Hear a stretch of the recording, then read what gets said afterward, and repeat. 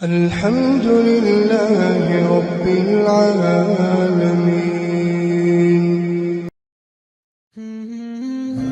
الحمد لله وكفى والصلاة والسلام على من لا نبي بعده. أما بعد أعوذ بالله من الشيطان الرجيم. بسم الله الرحمن الرحیم. پانچویں پارے کا دوسرا آدھا اور چھٹا پارہ مکمل. پانچویں پارے میں اللہ رب العزت نے منافقین کے حوالے سے بات ذکر کی کہ مسلمانوں کے دو گروہ ہو گئے. ایک گروہ منافقین کی ہمدردی میں ہے، ایک گروہ منافقین کی مخالفت میں ہے. مخالفت والا یہ کہتا ہے کہ منافقین ہیں، اسلام کا لبادہ اوڑے ہوئے ہیں، ان کے خلاف چلنا چاہیے.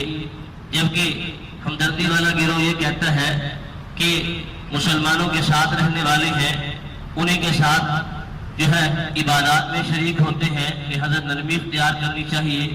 فرمایا کہ نہیں، اللہ رب العزت نے ان کو ایمان والوں سے الگ قرار دے دیا ہے. وَدُّوا لَوْ تَكْفُرُونَ كَمَا كَفَرُوا فَتَكُونُونَ سَوَاءً فَلَا تَتَّخِذُوا مِنْهُمْ أَوْلِيَاءَ. یہ منافقین تو یہ چاہتے ہیں کہ جس طریقے سے ان کے دل کے اندر کفر بھرا ہوا ہے، اسی طریقے سے ایمان والے بھی کفر کی طرف لوٹ آئیں. فَلَا تَتَّخِذُوا مِنْهُمْ أَوْلِيَاءَ. لہذا انہیں دوست مت بناؤ. حتیٰ یہاجروا فی سبیل اللہ، یہاں تک کہ جیسے ایمان والے ہجرت کر کے مدینہ پاک پہنچ گئے اور ایمان والوں نے کفر سے ہجرت کر کے اسلام قبول کر لیا، ایمان والوں نے غلط طریقے سے ہجرت کر کے اچھے طریقے کی طرف جو ہے اللہ رب العزت کے محبوب صلی اللہ علیہ وسلم کی طرف رجوع کر لیا، یہ بھی ایسے ہی کریں گے تب ان کا ایمان بھی قابل قبول ہو جائے گا. اس کے بعد قتل خطا اور قتل عمد کا ذکر کیا گیا. قتل خطا کہتے ہیں کہ غلطی سے کسی کو قتل کر دیا گیا، غلطی سے گولی چل گئی اور کوئی آدمی قتل ہو گیا، یا غلطی سے نہیں جان بوجھ کے گولی چلی ہے لیکن وہ گولی شکار کرنے کے لیے چلائی گئی تھی کسی پرندے پہ، کسی جانور پہ، لیکن وہ کسی انسان کو جا لگی، لہٰذا وہ انسان اس سے قتل ہو گیا. اسے قتل خطا کہا جاتا ہے. اس کا حکم یہ ہے کہ انسان پہ دیت بھی واجب ہوتی ہے اور اس طریقے سے کفارہ واجب ہوتا ہے. کفارہ یہ ہے کہ مسلمان غلام آزاد کیا جائے. اگر مسلمان غلام میسر نہ ہو تو پھر 2 مہینے مسلسل روزے رکھے جائیں گے. اور اسی طریقے سے دیت یہ ہے کہ 100 اونٹ مقتول کے ورثاء کو دی جائے گی، یا پھر 1000 دینار یا پھر 10,000 درہم.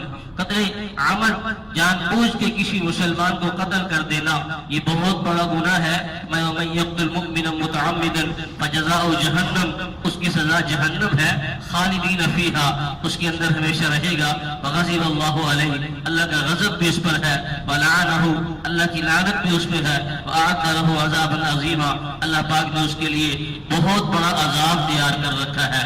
کوئی آدمی اگر کسی مسلمان کو قتل کرتا ہے اور پھر اس کے قتل کو حلال بھی جانتا ہے تو گویا اللہ پاک کی حرام کردہ چیز کو اس نے حلال قرار دیا، اس وجہ سے وہ اسلام سے خارج ہو گیا.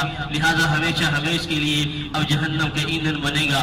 ہاں اگر کسی کو ناجائز سمجھتے ہوئے قتل کر دیا تو پھر یہ ہے کہ اپنی سزا بھگتنے کے بعد چونکہ اس کا ایمان باقی ہے اس لیے وہ بالآخر جنت کے اندر چلا جائے گا. جہاد فی سبیل اللہ کا ذکر کیا گیا اور یہ بتایا گیا کہ جو آدمی جہاد کے اندر شریک ہوتے ہیں اور جو آدمی گھر بیٹھے رہتے ہیں وہ دونوں برابر نہیں ہو سکتے.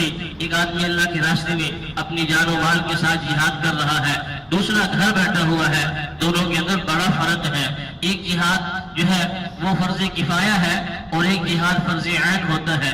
جب جہاد فرض کفایہ ہو اس وقت کچھ لوگ جہاد کے لیے چلے جائیں، کچھ لوگ گھر بیٹھے رہیں، گنجائش ہے. لیکن جب جہاد فرض عین ہو جاتا ہے اس وقت ہر انسان کے اوپر، ہر مسلمان کے اوپر جہاد کے لیے نکلنا یہ فرض ہو جاتا ہے. جہاد کے ساتھ ساتھ ہجرت کا بیان کیا گیا کہ من یہاجر فی سبیل اللہ یجد فی الارض مراغما کثیرا وسعا. جو اللہ کے راستے میں ہجرت کرتا ہے اللہ رب العزت اس کے لیے زمین کو وسیع کر دیتا ہے، اپنی نعمتوں کو وسیع کر دیتا ہے.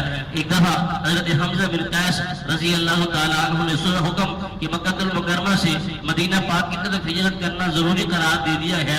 بیمار تھے اور جو ہے اتنے زیادہ کمزور تھے، چل نہیں سکتے تھے. اپنے بیٹوں سے کہا میری چارپائی اٹھا کر مدینہ پاک کی طرف چلنا شروع ہو جاؤ۔ بیٹوں نے چارپائی اٹھائی، مدینہ پاک کی طرف چلنا شروع ہو گئے۔ راستے میں حضرت حمزہ بن قیس کا انتقال ہو گیا۔ پروردگار عالم نے آیت کریمہ نازل فرمائی کہ من یخرج من بیتہ مہاجرا الی اللہ ورسولہ، جو آدمی اللہ اور اس کے رسول کی طرف ہجرت کرتا ہے، ثم یدرکہ الموت، پھر اسے موت آ جاتی ہے، فقد وقع اجرہ علی اللہ، اللہ پاک کے ہاں اس کا ثواب ثابت ہو گیا ہے۔ وَإِذَا ضَرَبْتُمْ فِي الْأَرْضِ، جب تم زمین میں چلو، سفر اختیار کرو، فَلَيْسَ عَلَيْكُمْ جُنَاحٌ أَن تَقْصُرُوا مِنَ الصَّلَاةِ، تو پھر نماز قصر کا حکم دے دیا گیا کہ جو 4 رکعت والی فرض نماز ہے اسے 2 رکعت جو ہے وہ ادا کیے جائیں گے، اور 4 رکعت والی نماز 2 رکعت ادا کرنا یہ ایسے ہی ہے جیسے سفر کے علاوہ حضر کے اندر 4 رکعت کو 4 رکعت پڑھنا یہ ضروری ہے، تو سفر کے اندر اس 4 کو 2 پڑھنا ضروری ہے۔ سفر کے حوالے سے یہ ہے کہ 48 میل، اگر کوئی آدمی 48 میل کی مسافت اختیار کرے تو وہ سفر شرعی ہوتا ہے، جو کلومیٹر کے اعتبار سے 77 کلومیٹر بنتا ہے۔ بخاری شریف کی حدیث پاک ہے، باب فی کم یقصر الصلاۃ وسمى النبی صلی اللہ علیہ وسلم یوما ولیلۃ سفرا، وکان ابن عمر وابن عباس رضی اللہ تعالی عنہم یقصران ویفتران فی 4 برد۔ حضرت ابن عباس، حضرت ابن عمر رضی اللہ عنہم، یہ دونوں حضرات 4 برد پر جو ہے وہ سفر شرعی قرار دیتے تھے۔ وہی 16 فرسخ، اور یہ 16 فرسخ بنتے ہیں۔ ایک فرسخ 3 میل کا ہوتا ہے، 16 کو 3 سے ضرب دیں تو 48 میل بنتے ہیں، تو 48 میل یہ شرعی سفر ہے جو کلومیٹر کے اعتبار سے 77 کلومیٹر بنتا ہے۔ فرمایا کہ جب آدمی یہ سفر اختیار کرتا ہے تو وہ مسافر ہو جاتا ہے، اور مسافر کے لیے 4 رکعت والی نماز وہ 2 رکعت بن جاتی ہے۔ فرمایا کہ ان الصلاۃ کانت علی المؤمنین کتابا موقوتا، اللہ رب العزت نے ہر نماز کا وقت مقرر کیا ہے، جب وقت شروع ہوگا تب اس نماز کو ادا کیا جائے گا، نہ وقت شروع ہونے کے بعد جو ہے اس نماز کو ادا کیا جائے، وقت شروع ہونے سے پہلے اس نماز کو ادا کرنا یہ ٹھیک نہیں ہے۔ وہ یوں کہ بنی عبیرق یہ قبیلہ تھا، اس کا ایک بشر نامی آدمی جو بظاہر ایمان لا چکا لیکن تھا وہ منافق، دل میں کفر بھرا ہوا تھا، اس نے ایک صحابی کی چوری کی، اور چوری میں غلہ اناج وغیرہ اور اسلحہ وغیرہ چوری کیا، اور پھر اس بورے کا منہ کھول کر کچھ آٹا وغیرہ گراتا چلا گیا ایک یہودی کے مکان تک، اور پھر یہودی کے یہاں وہ اسلحہ چوری شدہ رکھ دیا، غلہ اپنے گھر لے گیا۔ جب صبح وہ ایمان والے اٹھے، دیکھا کہ یہ معاملہ ہے کہ ہمارے ہاں چوری ہو گئی ہے، نشان یہودی کے گھر کی طرف جا رہی ہیں، یہودی کا دروازہ بجایا، تلاشی لی، دیکھا تو اسلحہ وہاں سے وصول ہوا۔ اس یہودی نے بڑا کہا کہ بشر نامی آدمی نے یہ سامان میرے پاس رات رکھا ہے، لیکن بشر کے جو خاندان والے تھے وہ بھی آگے، انہوں نے یہ کہا کہ یہودی ہمارے پر الزام لگا رہا ہے۔ پیغمبر صلی اللہ علیہ وسلم نے بظاہر صورتحال دیکھی، اور دیکھ کر جو ہے بظاہر بشر نامی آدمی اور اس کے خاندان کی طرف مائل ہو گئے کہ یہ لوگ سچ کہہ رہے ہیں، اور یہودی اپنے آپ کو بچانے کے لیے جھوٹ بول رہا ہے۔ جیسے ہی یہ اس طرف مائل ہوئے، پیغمبر صلی اللہ علیہ وسلم کی طرف اللہ پاک نے وحی نازل فرما دی کہ انا انزلنا الیک الکتاب بالحق، کہ جو کتاب پر حق طور پہ آپ پہ نازل کی گئی ہے، لتحکم بین الناس بما اراک اللہ، تاکہ آپ اس کے ذریعے سے فیصلہ کریں، لہذا آپ ولا تکن للخائنین خصیما، ان خیانت کرنے والوں کی وکالت نہ کریں، واستغفر اللہ، اللہ سے استغفار کریں، ان اللہ کان غفورا رحیما، ولا تجادل عن الذین یختانون انفسهم، ان لوگوں کی طرف سے جھگڑا نہ کریں جو اپنے آپ سے خیانت کرنے والے ہیں۔ فرمایا کہ یستخفون من الناس، یہ لوگوں کو شرما رہے ہیں، ولا یستخفون من اللہ، اللہ سے ان کو شرم نہیں آتی، وهو معهم، حالانکہ اللہ پاک ان کے ساتھ ہے، اذ یبیتون ما لا یرضى من القول، جو وہ ایسی باتیں رات کو کر رہے تھے جو اللہ کو ناپسند ہے۔ کوئی اللہ پاک نے رہنمائی فرما دی، جس کی وجہ سے پیغمبر صلی اللہ علیہ وسلم نے صحیح طور پر فیصلہ فرما دیا۔ میں ولولا فضل اللہ علیک ورحمتہ، اگر آپ پہ اللہ کا فضل اور اس کی رحمت نہ ہوتی، لہمت طائفۃ منہم ان یضلوک، تو پھر یہ گروہ آپ کو اپنی طرف مائل کرنے میں کامیاب ہو جاتا، لیکن چونکہ پیغمبر وحی الہی کی نگرانی میں ہوتا ہے، اللہ پاک کی تجلیات اس کے اوپر ہر وقت متوجہ رہتی ہیں، اس لیے پیغمبر کبھی جو ہے گمراہی کا فیصلہ نہیں کرتا۔ جو فرمایا وہ اچھا کہ رسول من بعد ما تبین له الہدی، جو آدمی اللہ کے رسول کی مخالفت کرتا ہے ہدایت کے واضح ہو جانے کے بعد، وَيَتَّبِعْ غَيْرَ سَبِيلِ الْمُؤْمِنِينَ، اور ایمان والوں کے علاوہ کوئی اور راستہ اختیار کرتا ہے، نُوَلِّهِ مَا تَوَلَّى وَنُصْلِهِ جَهَنَّمَ، اللہ پاک اس کو اس راستے کے حوالے کر دیتے ہیں اور وہ جہنم کی طرف دوڑتا ہوا چلا جاتا ہے۔ فرمایا إِنَّ اللَّهَ لَا يَغْفِرُ أَن يُشْرَكَ بِهِ وَيَغْفِرُ مَا دُونَ ذَلِكَ لِمَن يَشَاءُ، جو آدمی شرک اختیار کرتا ہے، اس بشر نامی آدمی نے جب دیکھا کہ فیصلہ میرے خلاف ہوا ہے، فوراً مکہ کی طرف بھاگ گیا اور مکہ میں رہنے لگا اور کفر اختیار کر لیا، حالت انتظار کے اندر ہی انتقال ہوا۔ اللہ نے فرمایا إِنَّ اللَّهَ لَا يَغْفِرُ أَن يُشْرَكَ بِهِ وَيَغْفِرُ مَا دُونَ ذَلِكَ لِمَن يَشَاءُ، جو آدمی شرک اختیار کرتا ہے اللہ پاک اس کو کبھی نہیں بخشتے۔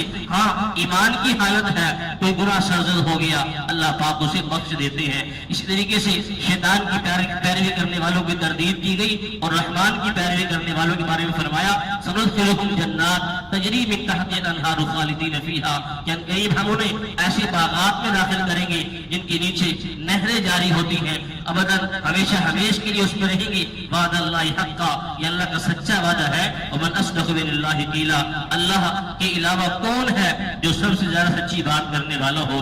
بیوی اور شوہر کے بارے میں فرمایا گیا اگر آپس میں ناراضگی ہو رہی ہے تو بیوی دیکھ رہی ہے کہ میرا شوہر مجھ سے اعراض کر رہا ہے تو کسی بات کو کسی حق کو چھوڑ کر شوہر سے صلح کر لی جائے اور صلح صفائی کے ساتھ رہا جائے۔ میں والصلح خیر، صلح کے اندر ہے خیر رکھی گئی ہے، بہتری رکھی گئی ہے۔ یا ایھا الذین آمنوا کونوا قوامین بالقسط شہداء للہ ولو علی انفسکم او الوالدین والاقربین، اے ایمان والو جب گواہی دینے کا وقت آئے تو انصاف کا دامن تھامے رکھنا اور گواہی دیتے ہوئے سچی بات کی گواہی دینا، چاہے وہ گواہی اپنے خلاف جا رہی ہو، چاہے اپنے والدین کے خلاف جا رہی ہو، چاہے اپنے اقربا کے خلاف جا رہی ہو، چاہے کسی غریب اور فقیر کے بارے میں گواہی ہو، چاہے کسی امیر کے بارے میں گواہی ہو۔ گواہی دینے کے معاملے میں انصاف سے کام لینا۔ اور فرمایا کہ ایمانیات میں سے اللہ پہ ایمان لانا، پیغمبر پہ ایمان لانا، کتابوں پہ ایمان لانا، یہ ساری چیزوں پہ ایمان لانا ضروری ہے۔ ومن یکفر باللہ وملائکتہ وکتبہ ورسلہ والیوم الآخر، جو ان چیزوں پہ ایمان نہیں رکھتا فقد ضل ضلالا بعیدا، وہ دور کی گمراہی میں جا پڑتا ہے۔ سورہ 5ویں پارے کے آخر میں دوبارہ منافقین کا ذکر کیا گیا کہ فمن زحزح عن النار، ذکر کیا گیا ان المنافقین یخادعون اللہ وهو خادعهم، کہ منافقین اللہ کو دھوکہ دینے کی کوشش کرتے ہیں حالانکہ یہ اپنے آپ کو دھوکہ دے رہے ہیں۔ اللہ کی ذات تو ان کے ایک ایک عمل سے باخبر ہے۔ وان المنافقین فی الدرک الاسفل من النار، یہ منافقین جہنم کے سب سے نیچے طبقے کے اندر ہوں گے، ان کی کوئی مدد نہیں کی جائے گی۔ ہاں الا الذین تابوا، اگر یہ توبہ طائب ہو جائے، ایمان لے آئے، واصلحوا، اپنی اصلاح کر لے، واعتصموا باللہ، اللہ کی رسی کو مضبوطی سے تھام لے، واخلصوا دینہم للہ، اللہ کے دین کو خالصتاً قبول کر لے، تو فاولئک هم مع المؤمنین، تو پھر یہ ایمان والوں کے ساتھ ہیں۔ وسوف یؤتی اللہ المؤمنین اجرا عظیما، اللہ پاک ان کو ضرور اجر سے نوازیں گے۔ ما یفعل اللہ بعذابکم ان شکرتم وآمنتم، اگر تم ایمان لے آؤ، شکر گزار بندے بن جاؤ تو اللہ رب العزت کو کیا ہے کہ اللہ پاک تمہیں عذاب دے۔ اللہ پاک تو چاہتے ہیں کہ بندے ایمان والے بن جائیں، شکر گزار بن جائیں اور میرے عذاب سے بچ جائیں۔ چھٹے پارے کے آغاز کے اندر فرمایا گیا لا يحب اللہ الجہر بالسوء من القول الا من ظلم، اللہ رب العزت کسی بری بات کو زبان پر لانے کو پسند نہیں کرتے۔ ہاں کسی پہ ظلم کیا گیا ہے اور وہ کسی کے ظلم کو بتا رہا ہے تو اس بات کی گنجائش ہے، لیکن ترغیب یہ دی گئی ہے کہ ان تبدوا خیرا او تخفوا او تعفوا عن سوء فإن اللہ کان عفوا قدیرا، اگر ظاہری طور پر یا پوشیدہ طور پر خیر کی بات کی جائے اور معافی کا معاملہ کر دیا جائے تو فإن اللہ کان عفوا غفورا، اللہ پاک بھی معاف کرنے والے ہیں، ہر چیز پہ قادر ہے۔ یہودیوں کا تذکرہ کیا گیا کہ اللہ پاک نے ان کو بہت سی نعمتوں سے نوازا، لیکن اس کے باوجود وہ جو ہے اللہ کی نافرمانی میں اتر آئے۔ کبھی اللہ پاک نے انہیں جو ہے وہ طرح طرح کی نعمتیں دی تھی اور کہاں وہ اللہ بدر کے سامنے یوں کہنے لگے کہ ہم نے تو اللہ کی زیارت کرنی ہے۔ کبھی ان کے اوپر کوہ طور معلق کیا گیا، ان کو اعمال پہ تیار کیا گیا، اور کبھی کسی اور بہانے سے جو ہے ان کو دین کی طرف لانے کی کوشش کی گئی، لیکن وہ مسلسل اللہ کی نافرمانی کرتے رہے، یہاں تک کہ انبیاء کو قتل کرنے کے در پہ ہو گئے۔ تو سیدنا عیسیٰ ابن مریم کے بارے میں یہ کہنے لگے کہ ہم نے انہیں قتل کر دیا ہے، فرمایا کہ نہیں، وما قتلوہ، انہیں قتل نہیں کیا گیا، وما صلبوہ، ان کو سولی نہیں دی گئی، ولکن شبہ لہم، بلکہ انہیں اس اشتباہ ہو گیا ہے۔ اشتباہ ہونے کے بارے میں دو روایات ہیں، ایک تو یہ ہے کہ پیغمبر حضرت عیسیٰ بن مریم کے ساتھیوں میں سے ایک دوست باہر نکلے، ان کے اوپر حضرت عیسیٰ کی چھبی ڈال دی گئی اور انہوں نے کفار نے دیکھا کہ یہ حضرت عیسیٰ ہی ہیں، انہیں قتل کر دیا۔ حضرت عیسیٰ جو ہے وہ خود آسمان کی طرف جو انہیں اٹھا لیا گیا۔ ایک روایت یہ ہے کہ جو کفار انہیں قتل کرنے کے لیے آئے تھے ان میں سے ایک آدمی دیوار پھلانگ کر اندر گیا، اللہ پاک نے اس پر حضرت عیسیٰ کی چھبی ڈال دی اور ان لوگوں نے اپنے ہی بندے کو قتل کر کے اسی کو اٹھا لیا اور جو کہنے لگے ہم نے عیسیٰ بن مریم کو قتل کر دیا، حالانکہ وما قتلوہ وما صلبوہ، انہیں قتل نہیں کیا گیا، انہیں سولی نہیں دی گئی، ولکن شبہ لہم، بلکہ انہیں اشتباہ ہو گیا۔ یہودیوں کے بعد عیسائیوں کا تذکرہ ہے کہ عیسائی لوگ بھی ایک خدا کے قائل نہیں بلکہ تین خداؤں کے قائل ہیں، باپ، بیٹا اور روح القدس۔ انہیں اس بات کی ترغیب دی گئی کہ اس کام کو چھوڑ دیا جائے۔ یا اہل الکتاب، اے اہل کتاب، لا تغلوا فی دینکم، اپنے دین کے اندر غلو نہ کرو، ولا تقولوا علی اللہ الا الحق، اللہ کے بارے میں حق بات کہو۔ انما المسیح عیسیٰ بن مریم رسول اللہ وکلمۃ، عیسیٰ بن مریم اللہ کے رسول ہے، اللہ کی نشانی ہے، وہ ایک روح ہے جو حضرت مریم کی طرف جو ہے ڈالی گئی اور ان کے ذریعے سے جو ہے ان کو سبب بنا کر اللہ پاک نے ان کو وجود عطا فرمایا۔ فآمنوا باللہ ورسولہ، لہذا اللہ پہ ایمان لاؤ، اس کے رسول پہ ایمان لاؤ۔ ولا تقولوا ثلاثہ، ایسا نہ کہو کہ تین خدا ہیں، انتہو، اس سے باز آ جاؤ، خیر لکم، تمہارے لیے بہتر ہے۔ انما اللہ الہ واحد، اللہ کی ذات تو ایک ہے، اکیلے ہے اللہ رب العزت، سبحانہ و یکون لہ ولد، ہر اس چیز سے پاک ہے جو تم بیٹوں کو نسبت اللہ کی طرف کر رہے ہو، بلکہ لہو ما فی السماوات و ما فی الارض، اللہ ہی کے لیے زمین و آسمان کی بادشاہت ہے اور وہ اکیلا ہی ہر چیز کا کارساز ہے۔ اور خود عیسیٰ ابن مریم علیہ السلام بھی اپنے آپ کو بندہ کہنے میں آر محسوس نہیں کرتے تھے،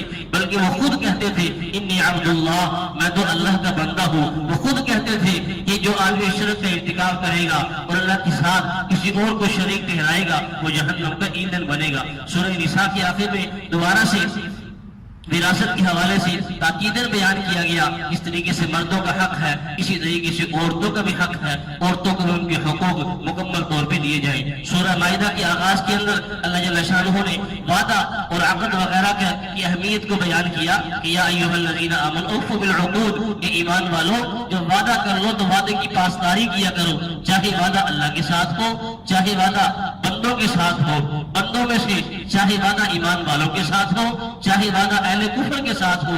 جب عہد و پیمان ہو گئی ہے تو پھر عہد و پیمان کو پورا کیا جائے۔ وہ فرمائے کہ حرمت علیکم المیتۃ والدم ولحم الخنزیر وما احل لغیر اللہ بہ، اللہ پاک نے حرام قرار دیا ہے مردار کو، خون کو اور لحم الخنزیر، خنزیر کے گوشت کو اور اس جانور کو جس پہ اللہ کے علاوہ کسی اور کا نام لیا جائے۔ محرمات کو بیان کیا گیا کہ وہ چیزیں جو حرام ہیں وہ یہی ہیں، ان سے بچنا ہے، اور حلال چیزوں کو بیان کیا گیا کہ یہ حلال چیزیں ہیں، ان کے کھانے میں کوئی حرج نہیں۔ اور اسی طریقے سے وہ آیت کریمہ بھی سورہ مائدہ کے آغاز میں ہی ہے، اس میں اللہ پاک نے اسلام کو ایمان والوں کے لیے پسند کیا کہ الیوم اکملت لکم دینکم واتممت علیکم نعمتی ورضیت لکم الاسلام دینا، کہ آج کے دن تمہارا دین مکمل ہو گیا اور تم پر نعمتیں مکمل ہو گئی۔ اللہ پاک نے اسلام کو تمہارے لیے دین کے طور پر قبول کر لیا۔ جب یہ آیت کریمہ نازل ہوئی ایک یہودی نے سنا تو کہنے لگا اگر یہ آیت ہمارے پاس ہوتی ہم اس آیت کے دن عید کی خوشی مناتے۔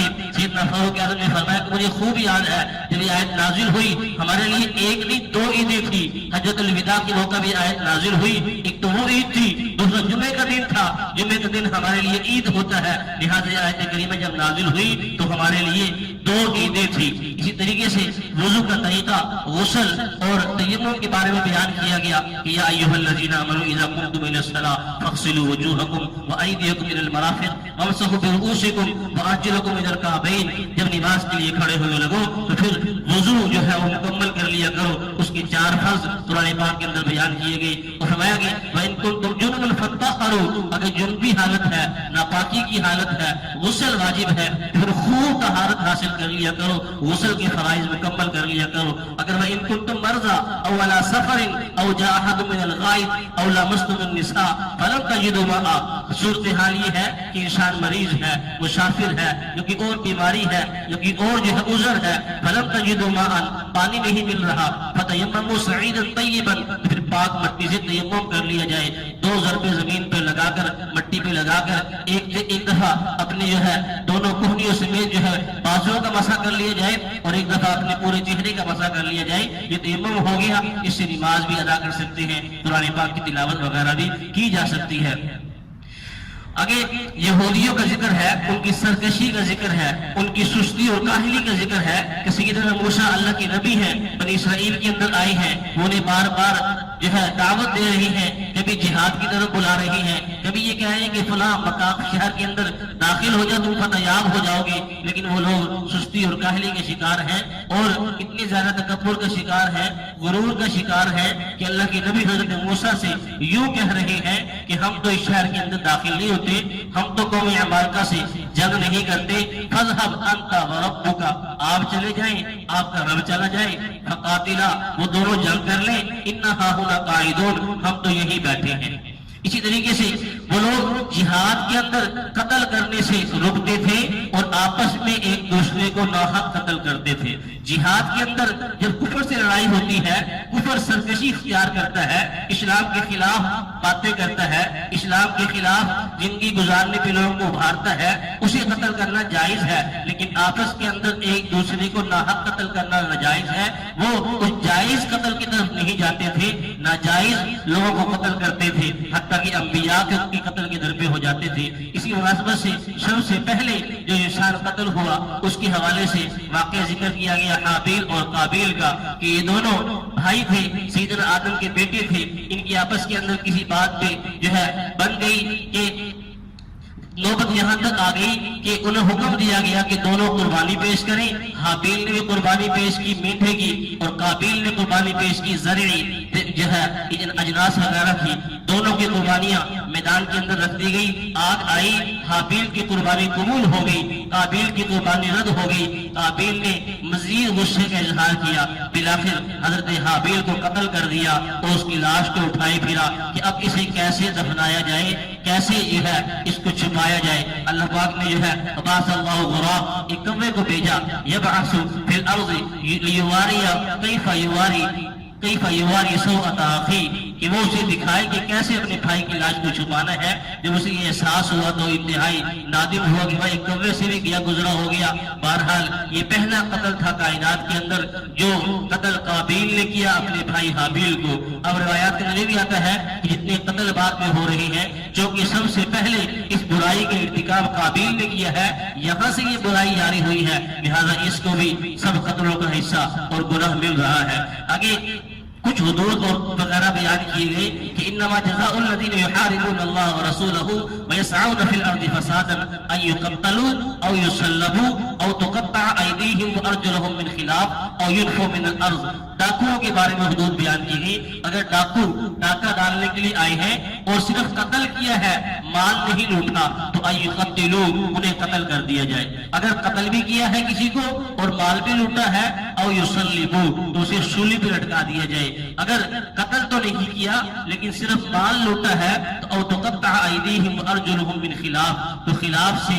ایک ہاتھ کاٹ دیا جائے اور ایک پاؤں کاٹ دیا جائے۔ اور اگر صرف محض ڈرایا دھمکایا گیا ہے، کسی کو قتل بھی نہیں کیا، مال بھی نہیں لوٹا، صرف دھمکیاں لگائی ہیں، ڈرایا ہے، تو او ینفوا من الارض، اسے زمین سے دور کر دیا جائے۔ امام ابو حنیفہ رحمہ اللہ اس کی تفسیر یہ کرتے ہیں کہ اسے قید کے اندر ڈال دیا جائے اور اسے جیل کے اندر بند کر دیا جائے۔ اسی طریقے سے چوری کی جو ہے حدود بیان کی گئی کہ السارق والسارقہ فاقطعوا ایدیہما، جو آدمی چوری کرنے والا ہو، چاہے مرد ہو چاہے عورت ہو، فاقطعوا ایدیہما، اس کے ہاتھ کاٹ دیے جائیں، جزاء بما کسبا، یہ اس کے کیے کے بدلہ ہے، نکالا من اللہ، اللہ کی طرف سے عبرتناک سزا ہے، واللہ عزیز حکیم، اللہ غالب بھی ہے اور حکمت والا بھی ہے۔ اسی طریقے سے دو واقعے ذکر کیے گئے 10-12 آیات کے اندر۔ ایک تو یہ ہے کہ یہودی یہ کرتے تھے کہ جب کسی امیر آدمی سے زنا کا ارتکاب ہو جاتا، اس کا منہ کالا کر کے سواری پہ بٹھا کے اسے جو ہے جو تھوڑی سزا دے دیا کرتے تھے۔ اگر غریب آدمی سے زنا کا ارتکاب ہو جاتا تو پھر تورات کے مطابق اسے سنسار کر دیا جاتا تھا۔ یوں ہی ایک شادی شدہ جوڑے نے اس سے زنا کا ارتکاب ہو گیا تو فیصلہ آپ صلی اللہ علیہ وسلم کے پاس لایا گیا یہودیوں کی طرف سے کہ آپ فیصلہ فرما دیں۔ آپ نے کہا کہ تورات کے اندر یہ بات لکھی ہوئی ہے، اگر شادی شدہ زنا کا ارتکاب کرتا ہے اسے رجم کیا جائے گا، اس کی سزا رجم ہے کہ اسے پتھر مار مار کے ہلاک کر دیا جائے گا۔ تو وہ کہنے لگے نہیں، تورات کے اندر یہ بات نہیں لکھی ہوئی۔ ابن سوریہ ان کا عالم تھا، وہ اس آیت کو چھپا رہا تھا۔ عبداللہ بن سلام رضی اللہ تعالیٰ عنہ یہودیوں کے بڑے عالم تھے، انہوں نے وہ آیت کریمہ نکال کر کے دکھائی، دیکھو تورات کے اندر یہ بات لکھی ہوئی ہے۔ اسی طریقے سے ایک واقعہ بھی پیش آیا کہ بنو نذیر اور بنو قریظہ یہ دونوں یہودی قبیلے تھے، بعد میں جو ہے ان میں سے ایک قبیلہ امیر تھا، بنی نذیر یہ امیر قبیلہ تھا، بنی قریظہ یہ غریب تھا۔ اگر غریب آدمی امیر کو قتل کر دیتا تو پھر اس غریب کو قتل بھی کیا جاتا اور اس سے دیت بھی وصول کی جاتی 70 وسق کھجوریں، اور اگر کسی امیر سے غریب قتل ہو جاتا تو پھر امیر سے صرف دیت وصول کی جاتی، اسے بدلے میں قتل نہ کیا جاتا۔